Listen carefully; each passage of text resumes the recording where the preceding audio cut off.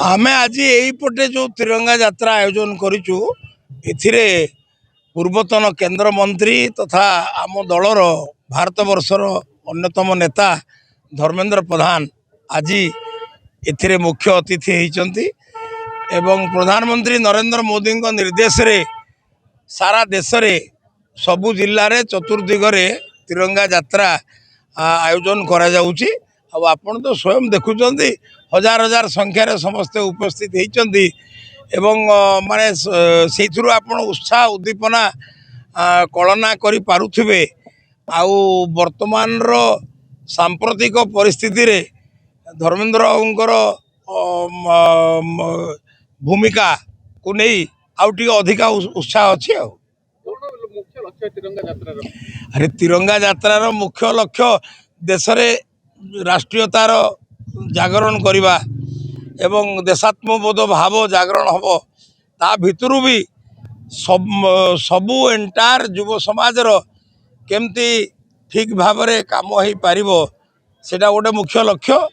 आउ आपण तिरंगार माने उद्देश्य पचारे कौन कह जन्मस्थली को जीवे नीलकंठपुर एवं सेठी आपणकर तिरंगा यात्रा से समापन हम तापरे पुणी साईबिरी ग्राम को मध्य जीवे सेठी गोटे ग्रामीण पाठागार उद्घाटन अच्छी। तेणु आपण मैंने समस्ते एथिरे उत्साह सहित अच्छा मुझे समस्त को अभिनंदन ज्ञापन करुँ। 80तम स्वाधीनता दिवस उपलक्षे सब देशवासी को अभिनंदन आम राज्य आम ढेंकाल को अभिनंदन।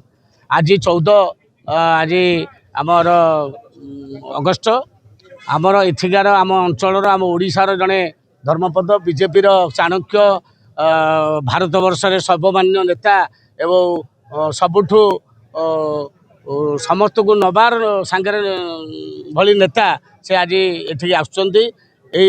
चंद्रशेखर माटी देवगाँ देगिरी से जीवे मंदार छक जो बहुप्रसिद्ध मंदार छक हो नीलकंठपुर जीवे विश्वर सर्वकनिष्ठ शहीद बाजी राउतुंग माटी रे से पुष्पमाल्य और श्रद्धासुमन अर्पण करने सहित आगामी कार्यक्रम करेंगे। ये तिरंगा जाति आज यात्रा हजार हजार कार्यकर्ता जोड़ी होती प्राय जहाँ को डकाई समस्ते आसते समस्त की धन्यवाद दूसरी आपण मानक भी धन्यवाद दौरान आम नेता सर्वग्रहणीय नेता समस्त के भल पाती।